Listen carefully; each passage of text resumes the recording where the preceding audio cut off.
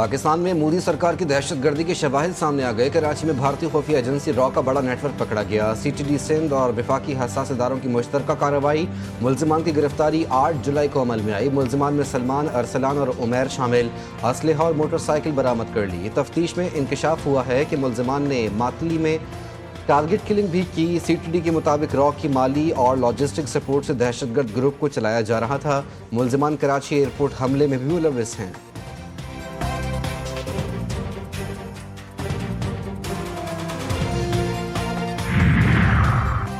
Field marshal Syed Asim Munir کا تربت کا دورہ، بلوچستان میں سیکیورٹی ڈائنامکس، خطرات اور کامیاب آپریشنز پر بریفنگ۔ سپہ سالار نے صوبے کی خوشحالی کے لیے بہتر گورننس، انفراسٹرکچر اور عوامی ترقی پر زور دیا۔ فیلڈ مارشل نے فوجیوں کے جذبے اور ملک کی سلامتی کے لیے ان کی قربانیوں کو سراہا۔ جنرل عاصم منیر کا بلوچستان کے عوام کے ساتھ شانہ بشانہ کھڑے رہنے کا عزم۔ دورے کا مقصد سیکیورٹی صورتحال کا جائزہ لینا، ترقیاتی منصوبوں کا معائنہ کرنا اور فوجی اور سول اداروں کے درمیان ہم آہنگی کو مضبوط کرنا تھا۔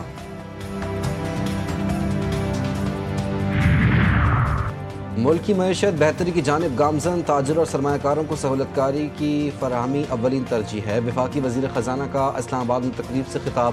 محمد اورنگزیب کہتے ہیں ملک کے 15% لوگ ڈیجیٹل کاروبار سے مستفید ہو رہے ہیں۔ مستقبل میں ڈیجیٹل اثاثوں کا رجحان بڑھے گا۔ ڈیجیٹل سرمایہ کاری سے متعلق ریگولیشنز کو بھی بہتر بنانا ہوگا۔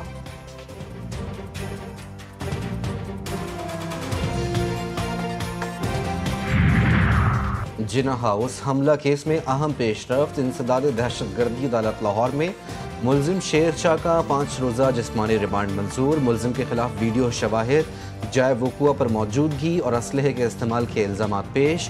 وکلاء صفائی سلمان اکرم راجہ اور رانا مدثر نے گرفتاری میں 27 ماہ کی تاخیر کو غیر قانونی قرار دے دیا۔ ملزم کی رہائی اور کیس سے ڈسچارج کرنے کی اپیل۔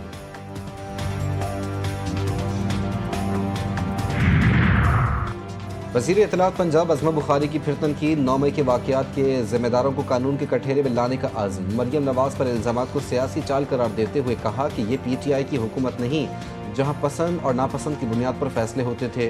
موجودہ حکومت میں ادارے آزاد اور خود مختار ہیں۔ پی ٹی آئی کو چادر اور چار دیواری کی دہائی سے پہلے کور کمانڈر ہاؤس پر حملے کے جرم کا حساب دینا ہوگا۔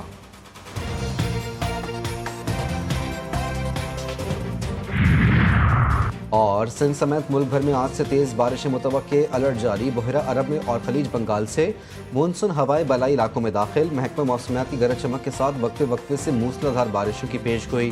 کراچی کی فضاؤں میں صبح سویرے کالے بادلوں کے ڈیرے، شاہراہ فیصل سمیت مختلف علاقوں میں بوندا باندی، موسم خوشگوار۔ لاہور میں کبھی ٹھنڈی ہوائیں تو کبھی سورج کی شعاعیں۔ شہر میں آج کسی بھی وقت بارش کا امکان۔ چونیا میں وائلڈ لائف کی علاقہ بھر میں بھرپور کارروائی، غیر قانونی طور پر قید نایاب اور قیمتی جنگلی پرندے بازیاب۔ طوطے، کاٹھے اور دیگر قیمتی پرندوں کی حفاظت کو یقینی بنایا گیا۔ وزیر اعلیٰ پنجاب مریم نواز کی خصوصی ہدایات پر قیدی پرندوں کے خلاف کریک ڈاؤن، جنگلی حیات کے تحفظ کے لیے سخت قانونی کارروائی شروع کر دی گئی۔ ایک ایسے نواسہ رسول جن کے دسترخوان پر دشمن بھی اپنا پیٹ بھرتا تھا، لیکن اسی کریم اہل بیت کو زہر دے کر شہید کر دیا گیا۔ آج یوم شہادت ہے امام حسن مجتبیٰ علیہ السلام کا۔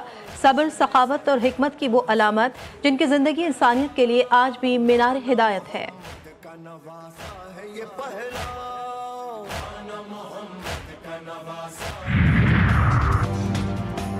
امریکہ اور بھارت میں سفارت کاری بھی اب صرف ذاتی تعلقات کا کھیل۔ مودی سرکار سے تجارتی کشیدگی کے بیچ امریکی صدر نے اپنے قریبی اور وفادار ساتھی سرجیو گورو کو نہ صرف بھارت بلکہ سفیر بلکہ جنوبی وسط ایشیائی امور کا ماہر بھی نامزد کر دیا۔ ڈونلڈ ٹرمپ کا کہنا ہے کہ گورنو عہدے کے لیے سینٹ سے توثیق تک اپنے فرائض انجام دیتے رہیں گے۔ امریکی صدر پر تنقید کا خمیازہ، ٹرمپ کے سابق مشیر برائے نیشنل سیکیورٹی جان بالٹن کے گھر اور آفس پر چھاپا، اہم دستاویزات کو سنبھالنے کے حوالے سے تفتیش کا سامنا۔ ایف بی آئی نے ان کے گھر اور آفس کی تلاشی لی۔ جان بالٹن امریکی صدر کے پہلے دور صدارت میں نیشنل سیکیورٹی کے مشیر تھے، تاہم ٹرمپ پر تنقید کے بعد انہیں 2019 میں عہدے سے ہٹا دیا گیا تھا۔ غزہ پر اسرائیلی حملے شدت اختیار کر گئے. تازہ بمباری میں 65 فلسطینی شہید. شیخ رضوان میں اسکول پر حملہ, درجنوں بے گھر افراد نشانہ بنے. اقوام متحدہ نے شمالی غزہ میں قحط کی باضابطہ تصدیق کر دی. ستمبر تک پورے خطے میں بھوک پھیلنے کا خدشہ. 27 مئی سے اب تک 2036 امداد لینے والے شہری جان سے ہاتھ دھو بیٹھے. نیتن یاہو نے غزہ سٹی پر مکمل فوجی آپریشن کی منظوری دے دی. ڈونباس شہر نیٹو میں شمولیت سے دستبرداری. روسی صدر پیوٹن نے یوکرین جنگ کے خاتمے کے لیے سخت شرائط پیش کر دی. کہا یوکرین غیر ملکی فوجوں کو اپنی سرزمین سے دور رکھے. روسی وزیر خارجہ سرگئی لاروف نے کہا کہ پیوٹن اور زیلنسکی کی ملاقات کا فی الحال کوئی منصوبہ نہیں. ابھی سربراہی اجلاس کا ایجنڈا تیار نہیں ہوا. ایجنڈا تیار ہوا تو ملاقات بھی ہو جائے گی.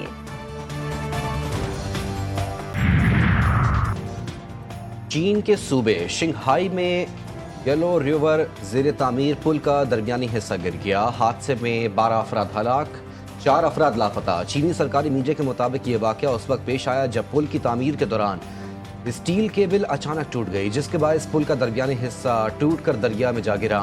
حادثے کے وقت جائے حادثہ پر 15 مزدور اور ایک پروجیکٹ مینیجر موجود تھے.